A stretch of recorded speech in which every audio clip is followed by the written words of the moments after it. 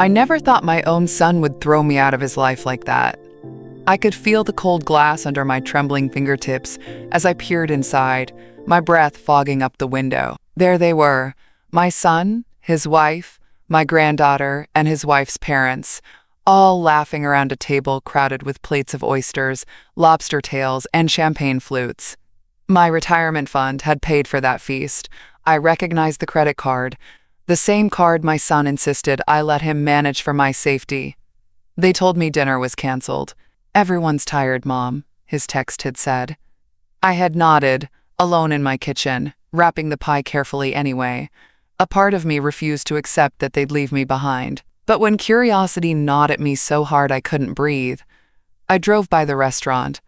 And now I stood here, frozen, as they toasted to new adventures on my dime.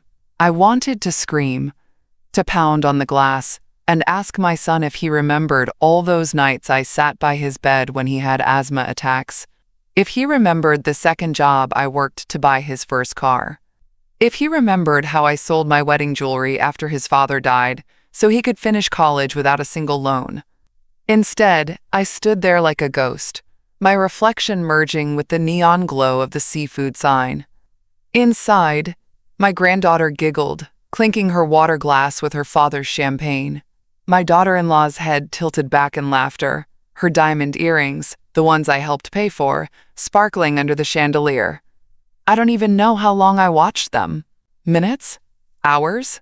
Time felt warped, stretching endlessly as I absorbed every careless smile, every sip of expensive wine, every reminder that they had chosen indulgence over me.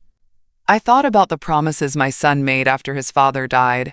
"Don't worry, Mom, I'll take care of you." Those words had been my anchor, and yet here I was, standing outside a restaurant, excluded from my own life, my fingers curled around my purse strap so tightly that my nails left crescent moons in my palm. I could feel something inside me fracture, like an old ceramic vase dropped on the floor. What is love without respect? I asked myself, my voice a whisper lost in the night air. 2 hours ago, I remember rereading that text. "Dinner's canceled, Mom. We're all tired today," as if somehow the words would rearrange themselves into something kind. I kept glancing at the clock. 5 o'clock. 6. My hands trembled as I folded the same dish rag for the third time. I imagined them all curled up at home, too exhausted to eat. But then I remembered my granddaughter's bright eyes, her endless energy, and my daughter-in-law's fondness for fancy dinners. I remembered how my son never skipped a chance to show off, not even to his own mother. A sudden, terrible thought hit me so hard I had to sit down. What if they weren't home at all? I tried to fight the urge, but it built inside me like a rising tide. Finally, I grabbed my purse and keys, slipping on my old cardigan. My heart pounded as I got into my car, the steering wheel slick under my damp palms. I told myself I was just going for a drive, that maybe I'd pass by and see dark windows, proof they were really resting. Maybe I needed that lie to survive one more night. But as I turned onto the main street, I saw it. Their car parked right in front of the seafood restaurant. The place with the big blue sign and glass walls where they celebrated every birthday and every little milestone, all funded by my safe retirement money. There they were, my son in his favorite blazer, laughing. My daughter-in-law tossing her hair back, sipping from a champagne flute. My granddaughter bouncing in her chair, digging into a towering plate of oysters. I should have turned around and gone home right then, but something stronger than shame pinned me there, behind that planter, my back pressed against the cold brick. I watched them laugh, watched Tom lean in and whisper something to his wife that made her squeal with delight. Her father wiped tears of laughter from his eyes, dabbing carefully so as not to ruin the crease of his pressed shirt. Then I saw it again, my credit card sticking out of the leather bill folder like a scarlet letter. It glimmered under the low restaurant lights, a quiet witness to my humiliation. I felt bile rise in my throat. My knees trembled, my heart thumped so violently I thought I might collapse right there on the sidewalk. But I stayed, because I had to see it for myself. I had to know just how far they would go. Tom lifted his glass, his voice carrying through the window when the waiter came by. "To new beginnings," he said again, louder this time. His wife clinked her glass against his, her parents followed, and I saw a cruel sparkle in her eye. New beginnings? What did that mean? Was it about their new house renovation? Their new family investments? Or maybe it was just a new chapter without the burden of an old mother tagging along, only her bank balance tagging behind. The thought stabbed me. I pressed a hand against my chest, trying to soothe the pain spreading through me like poison, but even as I hurt, I felt something else bubbling up beneath it. Anger. Years of giving. Years of covering their debts, paying for their trips, their furniture, their countless emergencies. Years of being the silent ATM, always there to fix the gaps in their lives. I thought of the day Tom had convinced me to add him to my account. "It's just for emergencies, Mom," he'd said, wrapping his arm around me, kissing the top of my head like I was a fragile doll. I remembered how proud I felt then, how important, how loved. Tears blurred my vision as I nodded, clutching the phone like a lifeline, and just like that, the first spark of a plan flickered to life in my mind. I needed help, and I knew exactly who to call. I wiped my eyes, straightened my coat, and turned to face the dark street. My legs felt steadier now.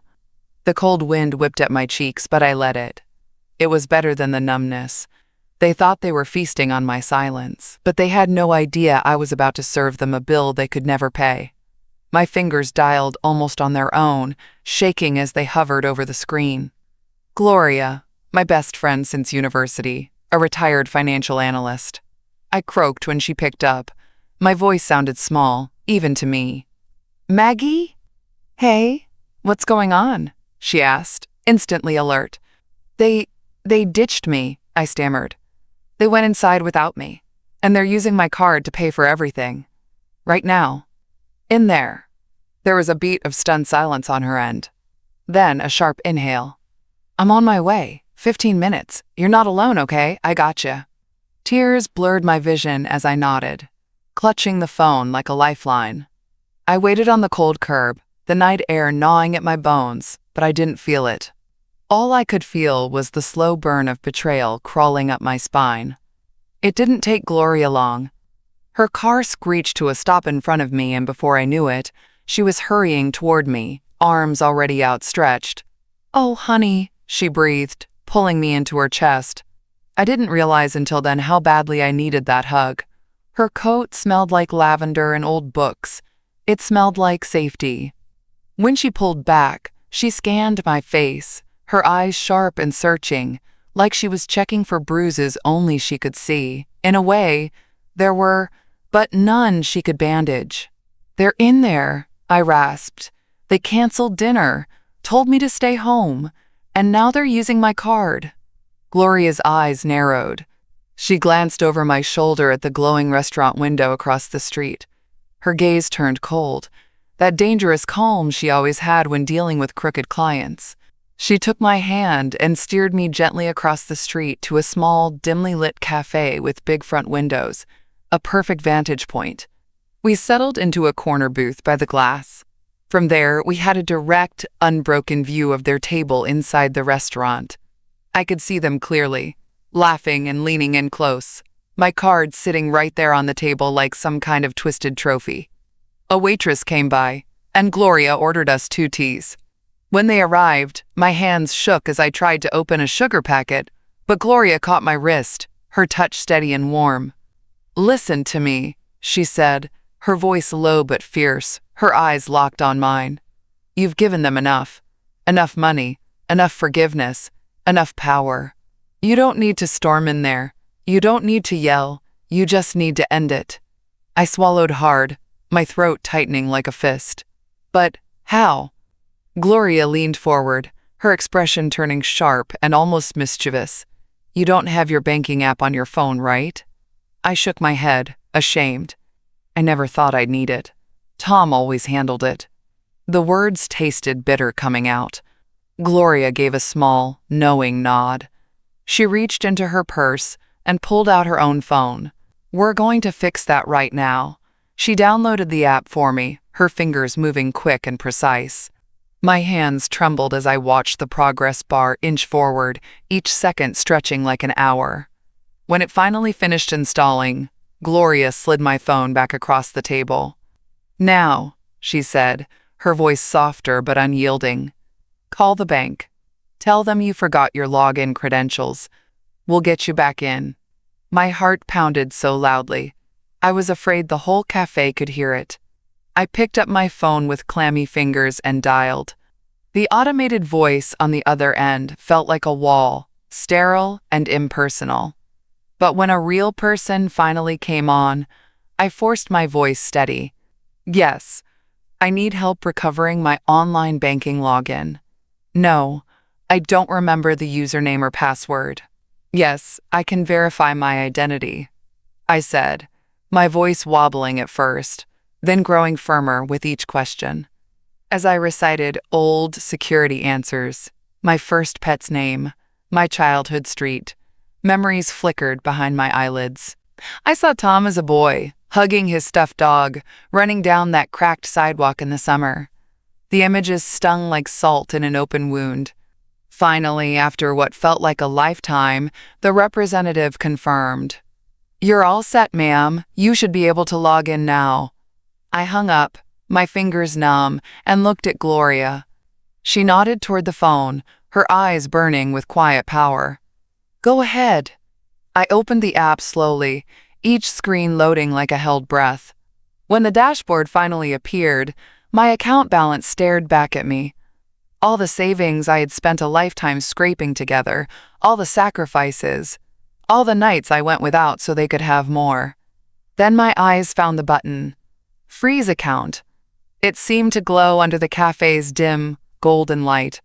My finger hovered over it, trembling so violently I thought I might drop the phone.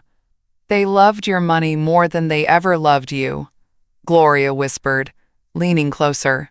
"Quiet doesn't mean weak." I inhaled shakily, my thumb pressed down. A small, simple notification blinked on the screen. Account frozen. A rush of warmth flooded my chest, mixing with tears that spilled down my cheeks. It felt like breaking through the surface after drowning for years. I looked up at Gloria, who reached across the table and squeezed my hand.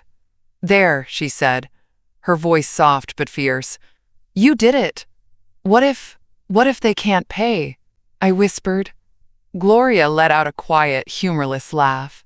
"That's exactly the point." I turned and looked out the window. Tom was raising another glass, his wife laughing too loud, tossing her hair back like she was in a movie. I could practically hear them echoing all the things they'd said to me over the years.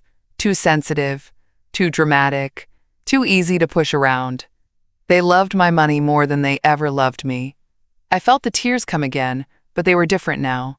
Hot, sharp, righteous. "Quiet doesn't mean weak," Gloria whispered.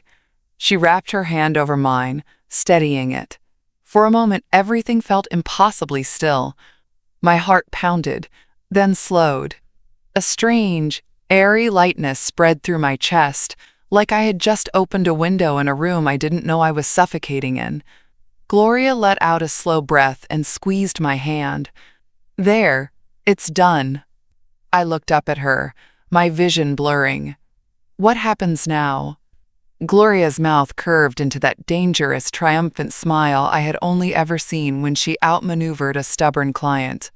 "Now, we drink our tea, and we watch." I turned back to the window just in time to see the waiter returning to their table, the bill in hand, an apologetic look on his face. Tom reached for my card, laughing, until the waiter shook his head. I saw confusion spread across their faces, then panic. For the first time in years, I felt like I could finally breathe, and as I took my first real sip of tea, it tasted like freedom. Gloria squeezed my fingers again. "Watch," she whispered. I watched. The waiter handed Tom the bill folder, his posture stiff, the edges of his polite smile starting to fray. Tom opened it, still grinning, oblivious. He slid my card into the little black reader, chatting with his father-in-law as if nothing could touch him. Then, the first flicker. His eyes darted to the machine when it beeped and flashed red. He frowned, like a child staring at a broken toy. He pulled the card out, checked it, then slid it back in. Beep. Declined. A crack appeared in his mask. He glanced quickly at his wife, his mouth twitching into an awkward half-smile. She leaned forward, her perfectly manicured nails drumming on the table in sharp, impatient little staccatos. Her eyes narrowed, her voice sharp. I could almost hear her hissing. "What's the problem? Just pay." Tom's hand trembled slightly as he tried again and again. Each time, the machine beeped, the red light blinking back at him like an accusation. His wife leaned in closer, her jaw tightening, her face turning hard and cold. Her father watched, his lips pressed into a thin line, shifting uncomfortably in his seat. I felt a strange sense of calm wash over me. Every drop of humiliation I had swallowed all these years suddenly felt lighter, almost laughable. Gloria leaned closer, her voice low and tinged with dark amusement. "They're sinking, Maggie. Let them." I took a small sip of tea, the warmth soothing my throat. Through the window, Tom's wife's parents had started rummaging through their wallets, exchanging frantic looks. Her mother's face was flushed with embarrassment. Her father kept adjusting his glasses, squinting at receipts as though they might magically produce the missing money.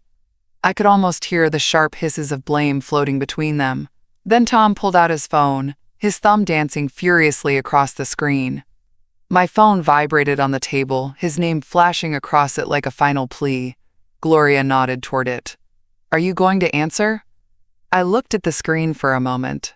That familiar name that once meant warmth and safety, that once meant I had a place in someone's world. Now it felt like a chain, cold and heavy. I slid the phone aside, ignoring it. Tom's head snapped up, scanning the restaurant like a cornered animal. His wife was now turned toward him, hissing something into his ear.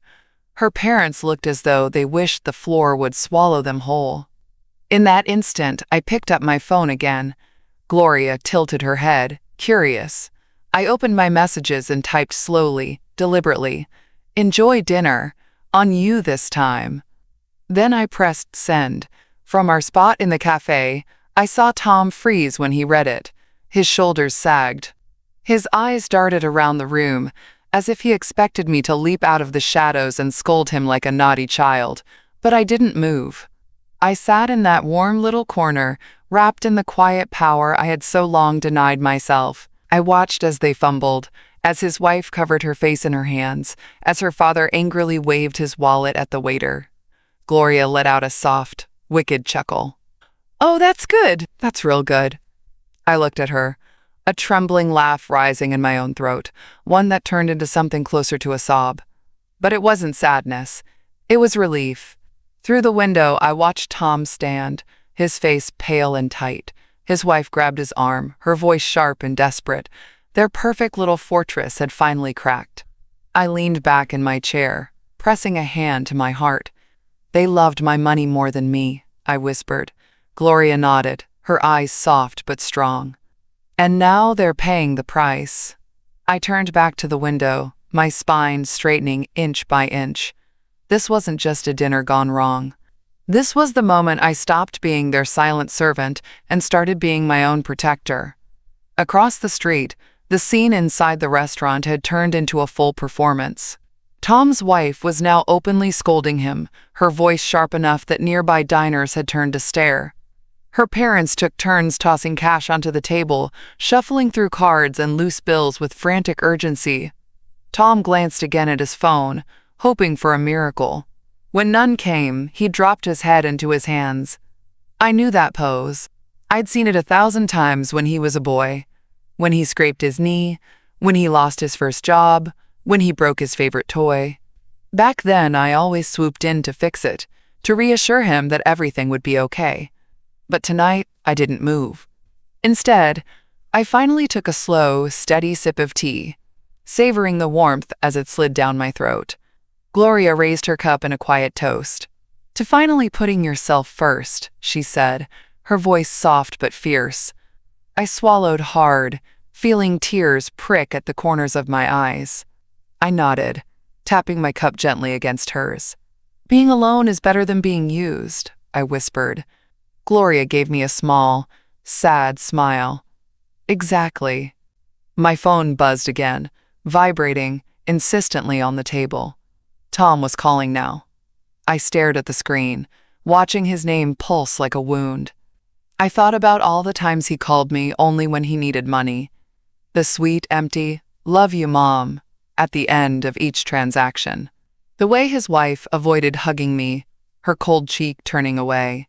The way they always left me out of plans, treating me like an afterthought until the credit card bills arrived. I turned the phone over, screen down. Inside the restaurant, the tension had reached a breaking point. Tom's wife's father finally slammed a fist on the table, his face twisted in rage.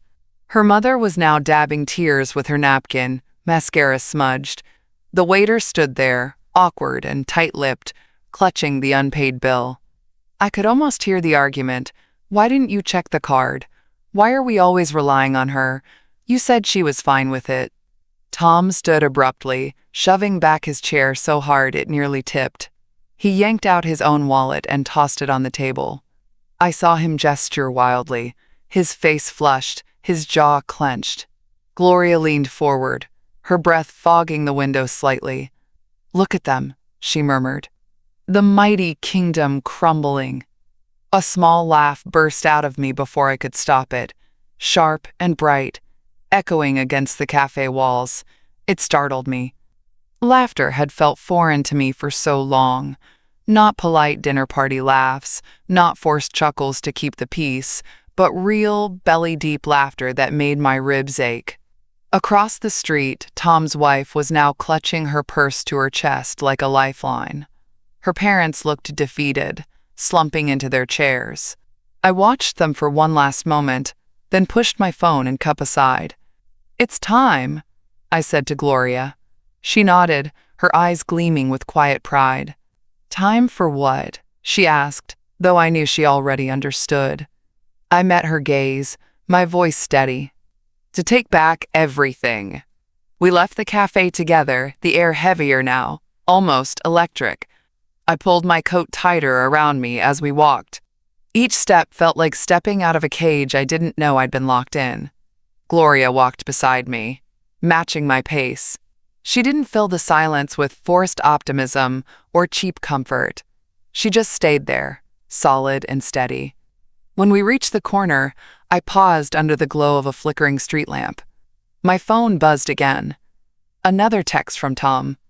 "Mom, please answer. It's an emergency." An emergency. I almost laughed out loud. How many times had my emergencies gone unanswered? The days I called and he let it ring out because he was busy. The weeks I went without groceries because he forgot to transfer money. The Christmas I spent alone, staring at a cold stove because they decided to take a private family getaway, using my savings. I opened the text thread and scrolled. Dozens of messages, each one a variation of the same cold currency. Need money. Transfer today. Urgent. Not once did he ever write, "How are you, Mom?" or "Are you okay?" I felt something inside me snap. Quietly, like the final thread of a frayed rope. I looked at Gloria. "He convinced me to put him on my accounts just in case," I said. My voice shook, but not from fear. From rage. Gloria nodded slowly. "They always dress it up as concern. Just in case. For your safety. And before you know it, they're in control of your entire life." I clenched my fists. Memories flooded back. The day he had me sign the paperwork, his hand on my shoulder, the way he reassured me I wouldn't have to worry about anything anymore. He was right. I didn't worry. I didn't have to think. I just paid. And they just took. I inhaled sharply, the cold air burning my lungs. "No more," I whispered. Gloria stepped closer, her voice low but firm. "Then you start by removing him. Every account, every access. You reclaim every piece of yourself he's stolen. I stared at her. For a moment, I saw us as young women, me in my work uniform, her in her smart pencil skirts, the two of us scraping together rent money and dreaming about one day when we wouldn't have to answer to anyone. One day had finally come. I nodded, the decision settling into my bones like hot tea on a winter night. Gloria pulled out her phone and opened her notes app. Tomorrow, first thing. You go to the bank. You revoke every authorization. You set up new accounts, new passwords, everything. And while you're at it, you book a lawyer to fix your will. I looked at her, the corners of my mouth twitching upward. Always the accountant. I teased softly. She smirked. Someone's got to keep you from giving it all away again. I felt the first real warmth in my chest since that text had arrived. Tom's messages kept coming, a steady stream of frantic bubbles lighting up my phone screen. I turned off the notifications. I tucked the phone deep into my pocket, the final barrier between me and their desperation. Gloria looped her arm through mine, and we turned to walk back toward her car. For the first time in decades, I didn't feel like a walking wallet. I didn't feel like a mother who had failed. I felt like Margaret again. I barely slept that night. I sat in my armchair, knees tucked up to my chest, staring at the silent apartment walls. My mind played every conversation, every small betrayal, every tight smile I forced to keep the peace. I thought of all the birthdays I paid for, the house renovations I funded, the endless dinners I pretended to enjoy while they picked apart my life between bites of steak. I kept hearing Tom's voice in my head, that practiced, manipulative softness he used when asking for more money. Just a little extra, Mom. You don't want us to struggle, do you? Struggle. They didn't know the meaning of that word. When the first light crept through the curtains, I stood up and stretched my stiff legs. My joints ached, but I felt alive in a way I hadn't in years. I showered, pulled on my best navy sweater, the one I had kept for special occasions. Today felt special, different. Gloria picked me up just after 8. She looked at me the way you look at a friend who's been underwater for years and finally broke the surface. You ready? She asked. I nodded. My hands shook as I held my purse, but my heart was steady. The bank lobby was quiet at that hour. We took a number and sat in the waiting area, side by side. I watched a young couple fuss over mortgage papers, a man tapping away on his phone, an elderly lady arguing over fees at the counter. Life kept moving, completely unaware that I was about to change mine forever. Finally, my number was called. The banker, a polite young man with sharp glasses and tired eyes, welcomed me to his cubicle. How can I help you today, Mrs. Brennan? He asked with that gentle, rehearsed smile. I inhaled, feeling my voice solidify in my chest. I want to revoke all shared access on my accounts, I said clearly. Remove all secondary users, change my passwords, and close any joint cards immediately. His eyes widened just a fraction, and then he nodded quickly. Of course. Do you have any specific names? I swallowed hard. My son's name stuck to my tongue like glue, but I forced it out. Tom Brennan. Each keystroke on his computer felt like a nail sealing a coffin. But not for me, for the old life I was burying. When it was all done, he printed out a thick stack of papers. I signed each one, my hand trembling at first, then stronger with each pen stroke. Gloria sat across from me, her eyes soft but brimming with pride. When I finished the last signature, the banker stood and extended his hand. It's all set. You are now the sole account holder, Mrs. Brennan. I shook his hand firmly. Thank you, I said, and I meant it more than I ever meant it to anyone else behind a counter. As we left the bank, I felt a rush of air in my lungs, like I had been holding my breath for years, and finally exhaled. Outside, Gloria squeezed my shoulder. You did it, she whispered. I looked at her, a laugh bubbling up from somewhere deep inside me. I did, didn't I? And I meant every word. In that moment, standing on the sidewalk, with the morning sun hitting my face, I realized something powerful. I hadn't just frozen an account. I had unfrozen myself. I thought that after the bank, I would feel exhausted, that the weight of it all would come crashing down and send me crawling back to bed. But as Gloria drove us back, I felt sharper, more alive than I had in years. Every nerve felt electric, my heart steady and unafraid. When we pulled up outside my apartment, Gloria turned off the engine and looked at me carefully. "Do you want me to stay with you today?" she asked, her voice soft. I shook my head. "No, I need to do the rest on my own." She didn't argue. She knew me well enough to recognize the steel in my voice. Before she left, she pressed a folded piece of paper into my hand. "Just in case," she said. "My lawyer's number. You'll need it when you update your will." I nodded, hugging her tight. "Thank you for everything." When I got upstairs, I made myself a cup of tea and sat at the kitchen table, staring at the sunlight catching the rim of the mug. My phone buzzed again. Tom. This time, he had left voicemails. I pressed play, leaning back in my chair. The first one was angry, his voice sharp and vicious, calling me selfish, dramatic, accusing me of ruining everything. The next was softer, dripping with false remorse. "Mom, please, let's talk. You know I love you. Don't do this. We can work it out." And finally, the last one, nearly a whisper. "I need you." I set the phone down. Once upon a time, those words would have destroyed me. They would have pulled me back into the same orbit, orbiting around his needs, his crises, his endless hungers. But today, I felt only a hollow echo. I opened my laptop and began drafting a new financial plan. Line by line, I removed Tom from every account, every safety net, every trust I had built over the years.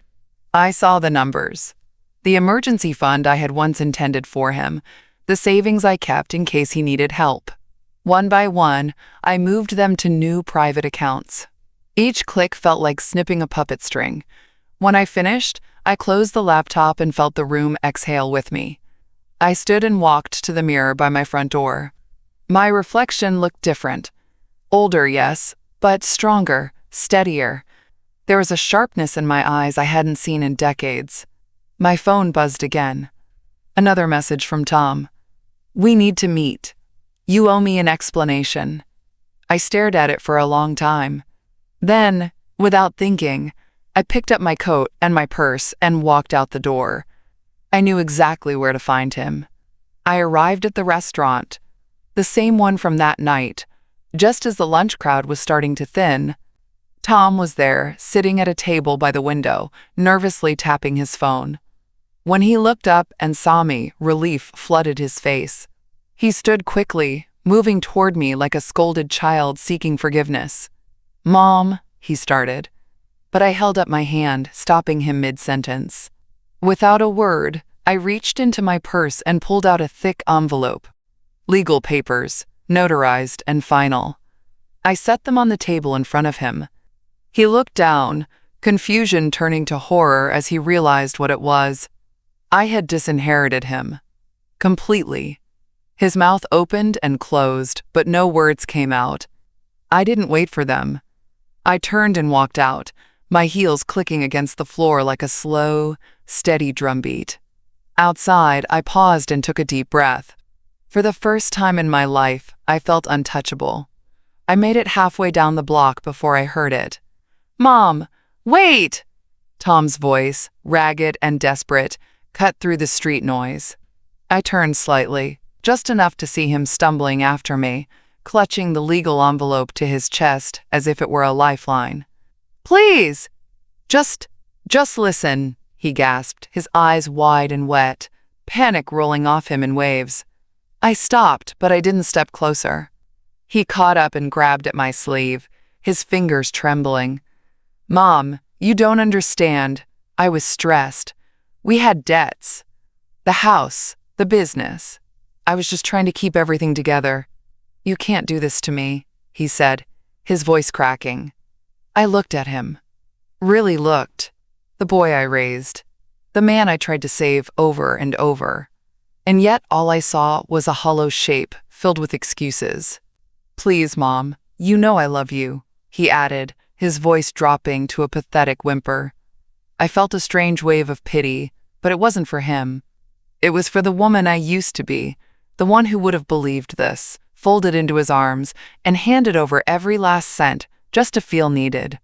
I pulled my sleeve from his grasp, slow and deliberate. "No, Tom," I said, my voice low and calm. "You love my money. You love my silence. You love that I always say yes." His face crumpled. "That's not true.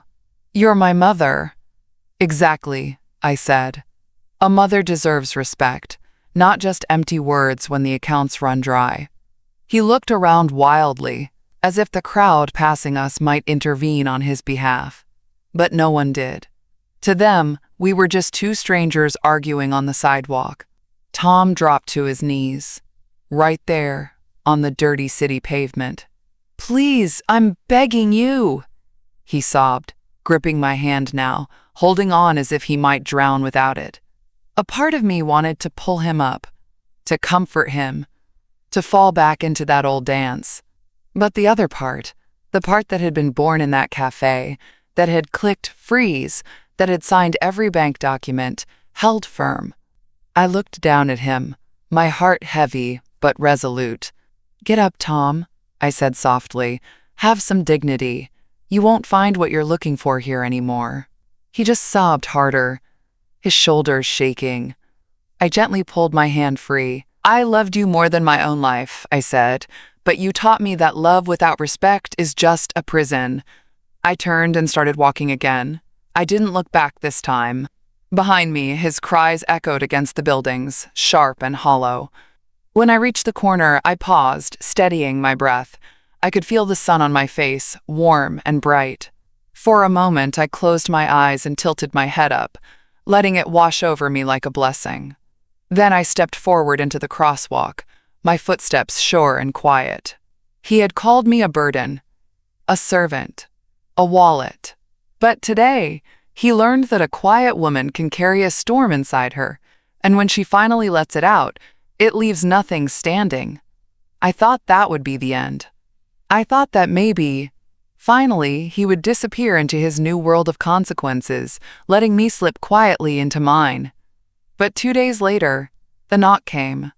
It was early evening. I had just finished repotting the lavender on my balcony, humming to an old Billie Holiday record. The sun was sliding down, painting the sky in soft pinks and oranges. When the knock sounded, it rattled the door like a sudden thunderclap. I froze for a moment, my hands still in the soil. Then I rose slowly, wiping my fingers on a rag. Another knock. Louder. More desperate. I knew who it was before I even looked through the peephole. Tom. His face was red and twisted, eyes wild and shining, with something between rage and panic. I didn't open the door. He banged again, harder now, his voice muffled but sharp. "Mom, open this door. We need to talk." I stood there, my breath steady, my hand resting on the doorknob but not turning it.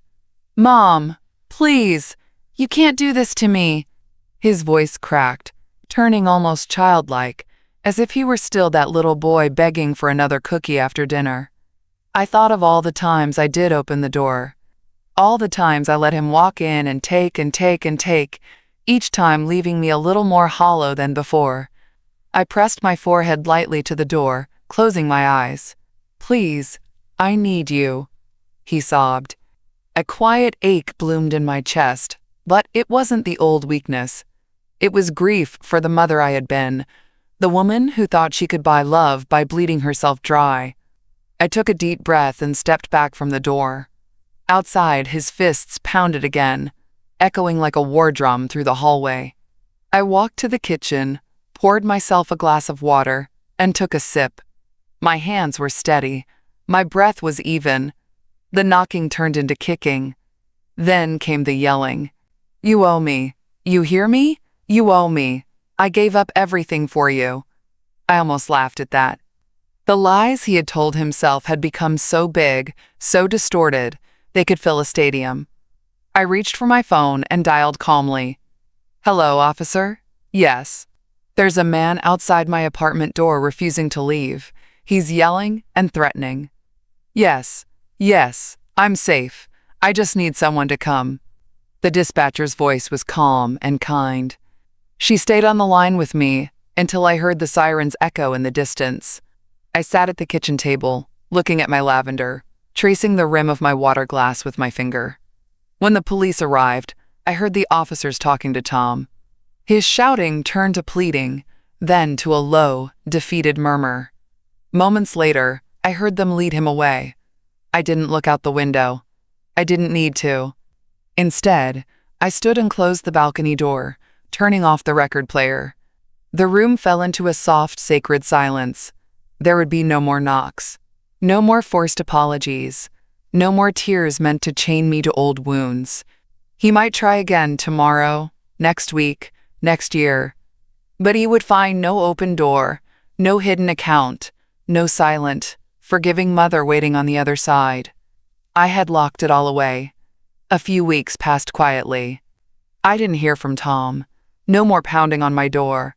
No more desperate messages flooding my phone.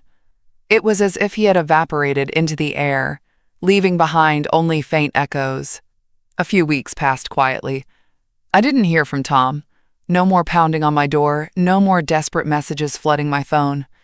It was as if he had evaporated into the air, leaving behind only faint echoes. One Friday evening, Gloria stopped by with a basket of fresh bread and 2 slices of berry tart from her favorite bakery. I thought we could have a little treat, she said as she stepped inside, her voice bright but gentle.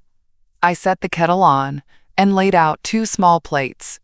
We sat at my kitchen table, the soft light from the lamp catching on her silver hair. She watched me closely as I sliced the tart, her fingers drumming lightly on the table. Finally, she sighed and leaned back. I wasn't sure if I should tell you this, she started, her voice cautious. My hand paused mid-slice. Tell me what? She looked at me for a moment, her eyes searching my face. Tom's wife left him, she said quietly, packed up all her things and ran back to her parents. Word is she was furious.